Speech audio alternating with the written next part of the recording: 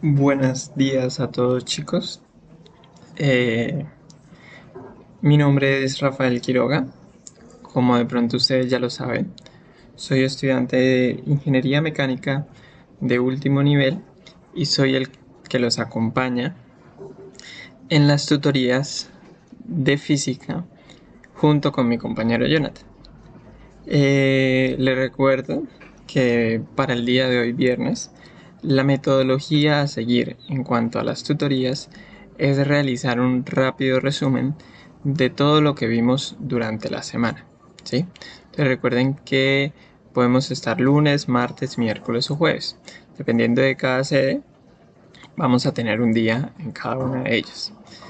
Y vamos a intentar resumir esas 4 horas que nosotros tenemos de 6 a 10 de la noche en un video aproximadamente de media hora, en el cual hagamos un vistazo rápido de todo lo que vimos y ya si ustedes tienen dudas más puntuales o si ustedes quieren profundizar en cada tema, lo revisemos y pues lo puedan ustedes revisar en el directo que quedó grabado y que lo hacemos de pronto de una forma mucho más detallada y hablando un poco más sobre ello. ¿Listo? Para iniciar entonces, lo primero de lo que podemos hablar es del texto guía que vamos a estar usando tanto para estas tutorías y que probablemente sea el texto guía que muchos de sus profesores usen. ¿Cuál es este? Es el C.R. Szymanski, Física Universitaria, volumen 1. En este caso yo manejo la 12ª edición. Si ustedes encuentran una más reciente o una más antigua, pues desde que sea la que ustedes encuentran, está bien. ¿Por qué este libro, chicos? Porque este libro presenta toda una manera quizás un poco detallada y sencilla con respecto a la información que trabajamos. Entonces no es tan detallado, sino que pues sí habla bien de las cosas, sino que si de pronto queremos dar un nivel más adelante, pues vamos a tener otros libros, ¿listo? Pero para iniciar física 1 con este libro, me parece que es lo más adecuado. Si ustedes pueden leer el capítulo de cada temática que se trabaja, sería fantástico, chicos, porque eso nos abre mucho el panorama de qué es lo que tenemos y nos explica muchísimas cosas, ¿sí? Sin embargo, yo entiendo que a veces estamos cortos de tiempo, vemos muchas materias, leer este tipo de libros es un poco complicado.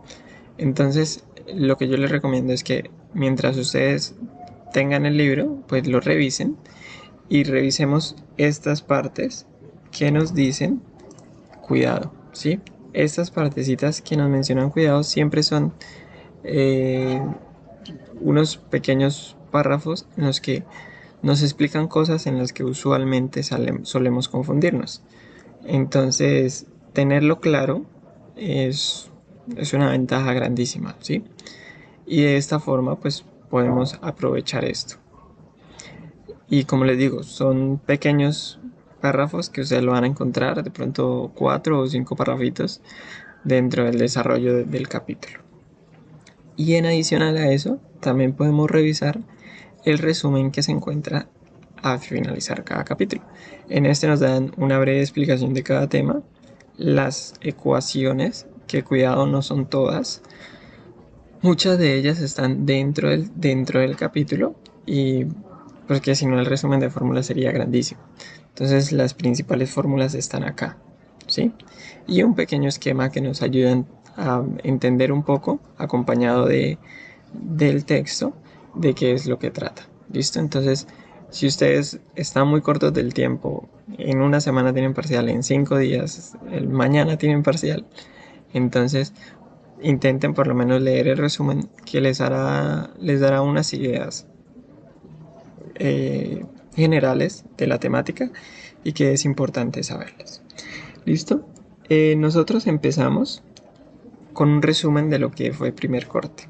¿Listo?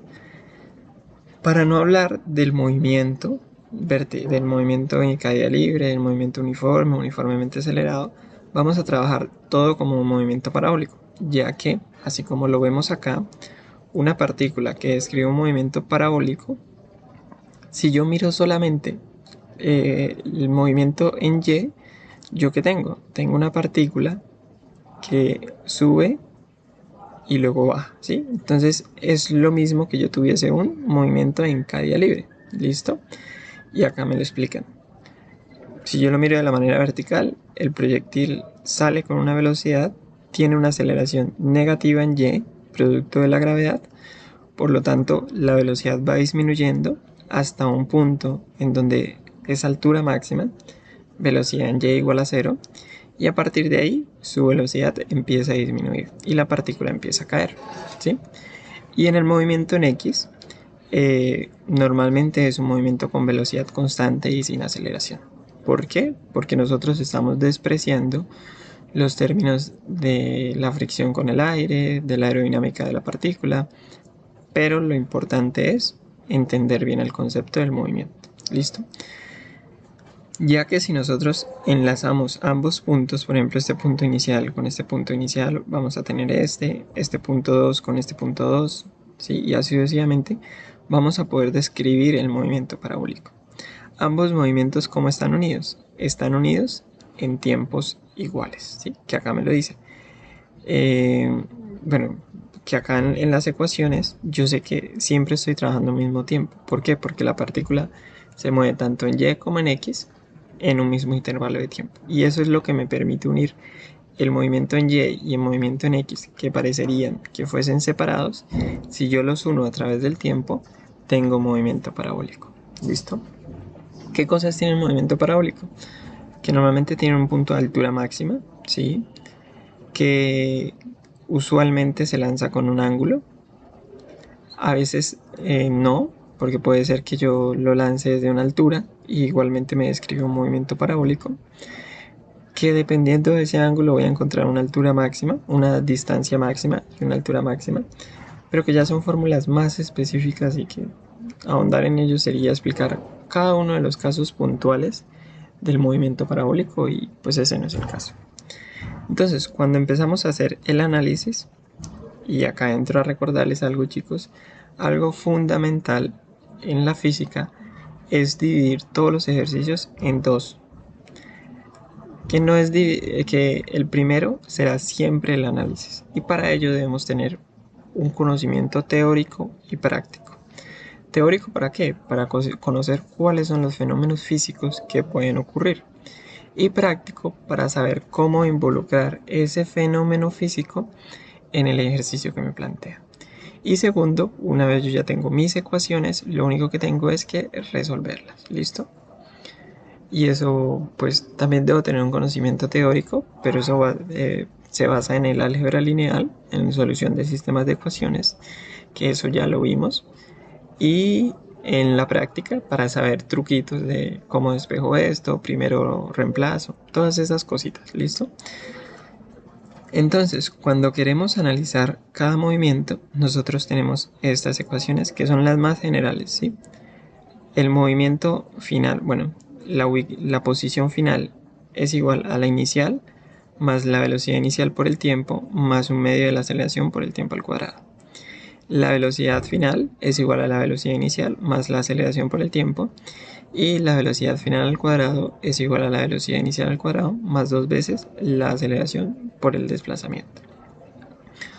Ojo con estas ecuaciones es cuando la aceleración es constante, ¿sí?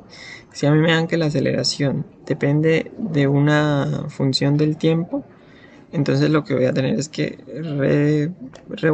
devolverme a lo que es el planteamiento integral, ¿sí? Pero son casos muy puntuales y lo que les digo, chicos, la intención es abordar de esto de manera general. Ahora, si nosotros revisamos, ¿qué habíamos dicho? Que el movimiento parabólico es un movimiento en dos ejes, en X y en Y, ¿cierto? Entonces, planteamos estas ecuaciones para X y planteamos estas ecuaciones para Y. Y obtenemos, pues, el desplazamiento final va a ser X final, el desplazamiento inicial, X inicial, la velocidad inicial va a ser la velocidad inicial en X, la aceleración en X, ¿sí? Y lo mismo para y. Cosas a tener en cuenta. El tema de la velocidad, ¿sí? Entonces, ¿cómo hallamos la velocidad en X y la velocidad en Y? Muchas veces nosotros nos acostumbramos a tener una sola ecuación y decimos siempre la velocidad en X es seno de teta o coseno de teta, ¿sí? Pero chicos, no siempre es así. Eso se da si el ángulo siempre me lo diera con respecto al horizontal, por ejemplo. Pero muchas veces no me lo dan de esa forma. Entonces, si el ángulo, por ejemplo, que me plantean es este, yo debo saber cómo hacerlo. Y para ello, entonces, para acostumbrarnos a ello, yo le recomiendo que aunque al principio parezca un poco más difícil, a final de cuentas nos va a simplificar muchísimo la vida. ¿Listo? Partamos de qué es seno y qué es coseno. Entonces, ¿qué es seno? Recordemos que es opuesto sobre hipotenusa. Y si nosotros miramos, si nosotros pasamos este vector acá, ¿cuál sería mi vector opuesto al ángulo? Entonces, el opuesto al ángulo va a ser este que se encuentra acá, es decir, la velocidad inicial en y la hipotenusa, la velocidad. Siempre la hipotenusa va a ser la magnitud, ¿sí? En estos casos vectoriales. Lo mismo vamos a tener para el coseno, que va a ser adyacente sobre hipotenusa. ¿Cuál es el adyacente en este caso? La velocidad inicial en x, ¿sí? Y pues ya podemos despejar y tenemos que ver velocidad inicial en x es velocidad inicial coseno de alfa y velocidad inicial en y, velocidad inicial seno de alfa. Como les digo, esto es para el caso que me den este ángulo. ¿Qué pasa si por ejemplo me dan el ángulo acá? Me dicen que esto vale teta. O el movimiento va en dirección contraria, un ejemplo. Esta es la velocidad y me dan este ángulo, beta. Entonces yo debo acostumbrarme a saber sacar todas estas cosas. ¿Listo? Para eso, entonces de manera general, ¿cómo lo podemos hacer? Por si nos cambian el ángulo, como lo dice acá. ¿Cómo podemos hacer todo esto? Podemos siempre utilizar la magnitud del vector, que en este caso va a ser la velocidad, y que cuando miremos fuerzas va a ser el valor de la fuerza, y lo multiplicamos por el seno o por el coseno. ¿Cuándo sabemos si es seno o es coseno? Eso lo sabemos dependiendo de si está opuesto o adyacente, ¿sí? Entonces, si por ejemplo yo digo velocidad inicial en x es la magnitud b sub 0, y ahora cómo sé si es coseno o seno. Entonces si revisamos, la velocidad inicial en x está adyacente, ¿sí? Porque está al lado del ángulo, entonces sé que va a ser coseno, ¿sí? Para este caso puntual. Y en y, pues yo sé que va a ser el opuesto, porque no tiene ningún contacto con el ángulo, va a ser seno. Y obtendríamos estas mismas, ¿listo? Es importante que tengamos en cuenta eso. Listo, ahora una vez ya tengo, digamos, parte de mi análisis, que sería saber cuáles son las velocidades, cómo describir mi movimiento, voy entonces a inicialmente ubicar mi eje de coordenadas. Digamos en este ejercicio que nos dicen que una pelota sale con una velocidad inicial, que me preguntan cuál es la velocidad inicial para que no toque el lago, es decir, pase por B y después llegue a un punto C. Entonces lo primero que yo hago es ubicar mi eje de coordenadas. ¿Yo qué les recomiendo, chicos? Siempre tómenlo en el punto en donde todo les quede positivo. Es una recomendación mía, es como yo lo trabajo, porque yo usualmente me confundo mucho cuando tengo un signo negativo, a veces no lo tengo en cuenta. Entonces mi recomendación, tomen todo positivo. ¿Listo? Entonces en este caso sería esto. ¿Y cuál es el siguiente paso? Analizar el estado de interés. Normalmente van a ser el estado inicial, final, y en este caso vamos a tener 3 estados de interés. Entonces, ¿qué es analizar? Es decir, ¿cuáles son las posiciones X y Y para cada uno de estos casos? Entonces, para este, en A que tengo una distancia de 45 en y una distancia en X de 0. ¿Qué tengo en B? Una distancia Y de 25 y una distancia X de 100. ¿Y qué tengo en C? Tengo en C una distancia X de 100 más una distancia D que recorra y una altura en Y de 0. que también tengo mi análisis de velocidad, que en este caso solamente está en X, en Y no sería nada, pero si lo hubiese, pues me remonto a hacer este planteamiento. Y en cuanto a las aceleraciones, pues realizo lo mismo. Aceleración en X, en este caso no hay, y aceleración en Y es completamente menos la gravedad. Ya con esto, entonces, ¿qué hago? Pues me pongo a plantear acá. Entonces, por ejemplo, si yo quiero analizar entre A y B, entonces, ¿qué digo? ¿Cuál es mi X final? Mi X final en B va a ser 100 igual a X inicial, 0, más la velocidad inicial en X por el tiempo, más la aceleración en X, como es 0, no tengo en cuenta ese término. ¿Listo? Entonces, ¿qué me quedaría? 100 igual a velocidad por tiempo, velocidad inicial por tiempo. Y cuando analizo en Y, entonces tengo Y final, o sea 25, es igual a Y inicial, 45, más la velocidad inicial en Y, 0, no lo tengo en cuenta. Menos, porque la gravedad tiene un signo menos, un medio de la gravedad por el tiempo al cuadrado, ¿sí? Entonces, ¿cómo me quedaría? 25 igual a 45 menos un medio de la gravedad por el tiempo al cuadrado. Como lo que quiero hallar es la gravedad, entonces me van a quedar dos incógnitas, gravedad y tiempo, dos ecuaciones de espejo. ¿Listo? Y siempre va a ser la misma temática. Como les digo, por el momento el resumen de hoy es como para hacer un resumen teórico, ¿sí? El día domingo vamos a estar haciendo ejercicios, entonces vamos a plantear muchos ejercicios para que queden todas estas cosas claras. ¿Qué pasa si, por ejemplo, a nosotros nos plantean un movimiento parabólico, pero el plano está girado? Entonces, si el plano está girado, lo que nosotros hacemos, si el plano está inclinado, es girar el plano, ¿sí? Entonces, si nosotros nos damos cuenta, si nosotros giramos esto, nos queda en esta posición. ¿Y qué hacemos acá? Pues vamos a tener un movimiento que ya conocemos, ¿sí? Y que entonces mi posición en X va a ser 0, 0, y mi posición en Y va a ser D, 0, D en X, Y en 0, 0 en Y. Y mis velocidades pues van a estar dadas en términos de phi, ¿sí? ¿Y cuál es la aceleración? En este caso voy a tener una aceleración tanto en X como en Y, ¿sí? Porque si nos damos cuenta, la gravedad está en mi eje X negativo y en mi eje Y negativo. Entonces en ambos lados voy a tener menos la gravedad y menos la gravedad. Y el proceso después es hacer exactamente lo mismo, chicos. Es realizar el mismo planteamiento. ¿Listo? Continuamos. El movimiento circular. Entonces, el movimiento circular, ya borramos movimiento parabólico y nos centramos en el circular.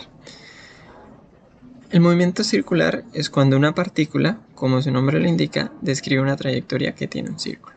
¿Qué propiedades o qué características tiene esto? La más fundamental que me parece a mí es que siempre voy a tener una aceleración radial y siempre va a ir hacia el centro, chicos. Es importantísimo que no se nos olvide eso, ¿sí? Porque esto es lo que siempre voy a tener, ¿listo? Si nosotros a veces pensamos, no sé, que en el carro nosotros sentimos que en una curva nos intentamos salir, ¿cierto? Entonces diríamos, no, pues estamos acelerados hacia el otro lado. Totalmente lo contrario. ¿Por qué queremos salir? Porque la velocidad, como es tangente, ella va a querer seguir derecho. Entonces, si ustedes se dan cuenta, acá va a haber una componente que quiera salir de la velocidad, ¿sí? Eso es lo que nosotros sentimos, una velocidad que nos intenta sacar. Pero ¿qué es lo que nos mantiene dentro de la curva? La aceleración. Entonces es importante que siempre la aceleración sea hacia el centro de la trayectoria. Ahora, en el movimiento circular vamos a tener tanto movimiento circular uniforme y no uniforme. ¿Cuál va a ser el uniforme? Cuando la velocidad es constante. ¿Y cuál va a ser el no uniforme? Cuando la velocidad varía. En los casos que la velocidad varía, vamos a tener una aceleración tangencial y va a ir en la misma dirección de la velocidad. Y siempre vamos a tener una aceleración radial. Si la aceleración tangencial va en la dirección de la velocidad aumenta. Si va en dirección contraria, la velocidad disminuye. ¿Listo? Siempre algo importante, otra cosa, es que como la velocidad es tangencial y la aceleración es radial, siempre ambas van a ser perpendiculares, ¿sí? Entonces, igual que la aceleración tangencial con la radial. Eso nos va a llevar en muchos casos para hallar algunos ángulos, ¿sí? Ecuaciones. ¿Qué ecuaciones vamos a necesitar? La aceleración tangencial es el cambio de la velocidad en función del tiempo. Y la aceleración radial depende de la velocidad y el radio. Por lo tanto, siguiendo con la misma tónica que yo les decía, si yo me estoy moviendo por una curva, tengo una velocidad y tengo un radio. Así que sí o sí, si me muevo por una curva, tengo aceleración radial. Y está dada por esta, que las puedo expresar en una velocidad angular y tendría estas relaciones. ¿Qué otra cosa tengo? ¿Qué otra cosa vimos? El movimiento relativo. Entonces el movimiento relativo, como su nombre lo indica, es cuando yo analizo un movimiento y depende del punto donde yo lo analice. Si yo lo estoy analizando desde un eje que está quieto o desde un eje que se está moviendo. Ese movimiento siempre va a tener esta ecuación, ¿sí? Que es la velocidad de P con respecto a A es igual a la velocidad de P con respecto a B más la velocidad de B con respecto a A. A veces se nos es muy complicado entender qué es P, qué es A y qué es B, ¿sí? Entonces yo les voy a enseñar un método que a mí me lo explicaron y fue el que más entendí.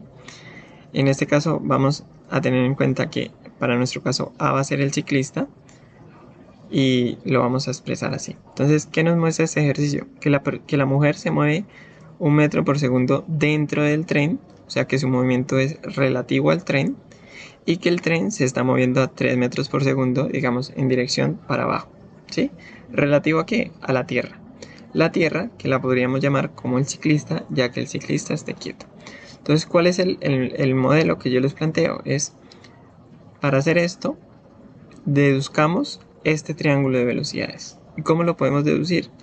Entonces, inicialmente graficamos cada vector de velocidad. Entonces, este es la velocidad de la mujer con respecto al tren. Si recordamos, la mujer hacia qué dirección se estaba moviendo. Hacia la dirección X, ¿sí? Entonces voy a tener esto. Y acá es importante, siempre que nosotros digamos relativo a, va a ser el punto desde donde sale la persona. ¿Listo? Entonces, es el punto inicial de donde sale el vector, va a ser t. Y el punto final, a donde llega, va a ser el análisis de la velocidad que yo quiero hallar. Entonces acá cuando yo digo la velocidad de la mujer con respecto al tren, entonces sale del tren y va hacia la mujer. ¿Listo? Es como lo más, digamos, a veces complicado de entender, pero una vez le cogamos el tiro, chicos, se los juro, esto sale rapidísimo.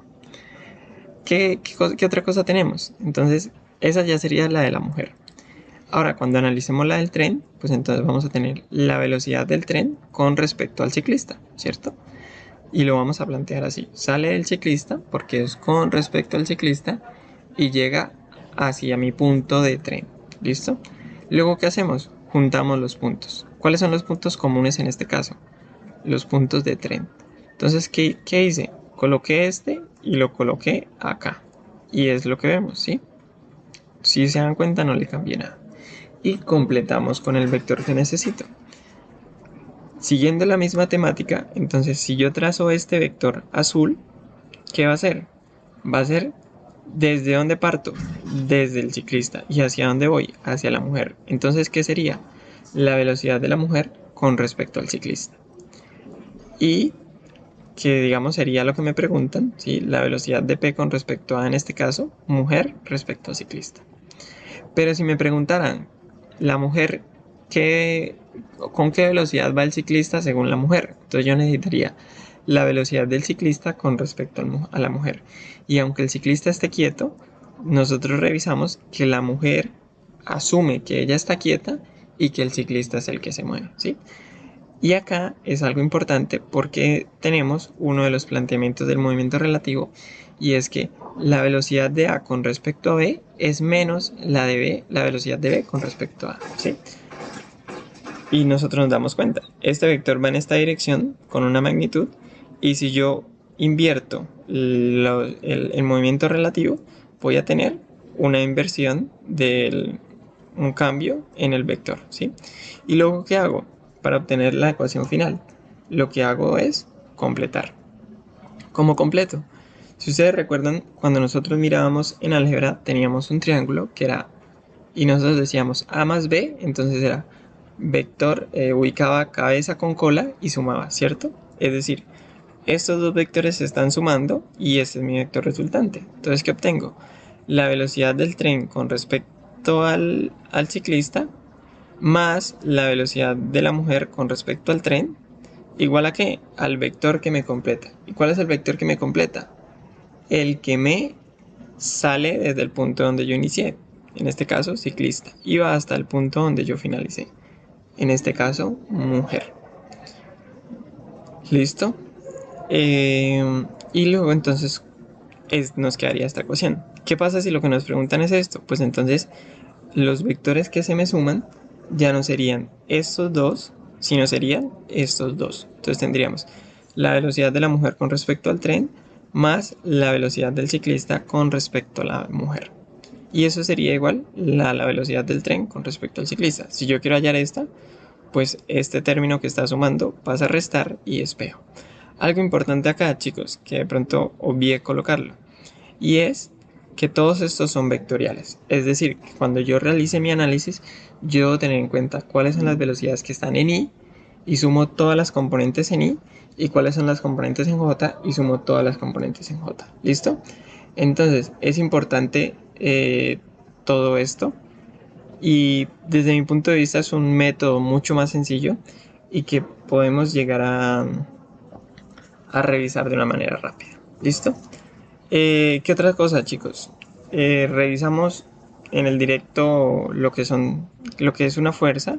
Entonces hablábamos de los distintos tipos de fuerza: normal, fricción, tensión y el peso. Y explicábamos cuáles son las condiciones de cada una. Por ejemplo, la normal, perpendicular a la superficie; la fricción, paralela a la superficie; la tensión, hacia donde va la cuerda; y el peso, siempre para abajo, ¿sí? Esto lo estoy haciendo un poco rápido porque ya se nos está acabando el tiempo. Y si quieren entrar más a detalle, lo que les digo, en el directo hablamos de todo esto. Y también hablamos sobre las leyes de Newton. Entonces, ¿qué nos decía la primera ley de Newton? Que si la sumatoria de fuerzas sobre una partícula es cero, su aceleración es cero. Y como su aceleración es cero, se mueve o a velocidad constante o está quieta, que es este caso. ¿Y qué pasa si la fuerza no es cero? Pues va a tener una aceleración. ¿En qué dirección va a hacer esa aceleración? En la dirección de la fuerza resultante. Recuerden que esto es segunda ley de Newton. Y si la fuerza va en dirección contraria al movimiento, pues lo que hace es una aceleración contraria al movimiento, es decir, la frena. Y si va en dirección del movimiento, es una dirección positiva, entonces acelera, gana velocidad. Y la tercera ley de Newton ya nos habla sobre acción y reacción. Entonces, ¿qué me dice? Que si yo hago una fuerza a un cuerpo, ese cuerpo me devuelve una fuerza de misma magnitud, pero a dirección contraria. Que lo vemos acá. Si yo pateo un balón, aunque nosotros no lo sentimos, el balón nos hace una fuerza contraria. ¿Listo? Con estas tres leyes de Newton y con este término de fuerzas, vamos en el siguiente corte y vamos a resolver ejercicios en los que vamos a hallar pues, términos de aceleración, de fuerzas normales, pesos, y es importante que tengamos claro todas estas cositas. Las leyes de Newton aparentemente son sencillas si las vemos como el enunciado, ¿sí? Si la sumatoria de fuerzas es cero, el cuerpo está quieto o velocidad constante. Si la sumatoria de fuerzas no es igual a cero, entonces el cuerpo se acelera. ¿En qué dirección? En la dirección de la fuerza. ¿Con qué magnitud? Está relacionada en que el vector fuerza es la masa por la aceleración. Y finalmente, pues que siempre que yo tengo una fuerza, siempre que yo le estoy haciendo una fuerza a un cuerpo, yo siento la fuerza contraria, ¿sí? Y siempre van en direcciones contrarias si ya analizo los diferentes cuerpos. Eso sería todo, chicos. Les recuerdo que también tiene otro video de un resumen de lo que vimos en Física 2 a cargo de mi compañero Jonathan. Y les recuerdo entonces que yo soy Rafael Quiroga, que fue un gusto haberlos acompañado, y que si tienen cualquier duda no la pueden escribir en los formularios que están en la descripción del video, que ahí y que nosotros se la resolveremos. Lo más probable es el día domingo, que es cuando tenemos la resolución de dudas y ejercicios. Pero igual lo podemos hacer en el día de nuestra franja horaria. ¿Listo, chicos? Un placer. Hasta luego.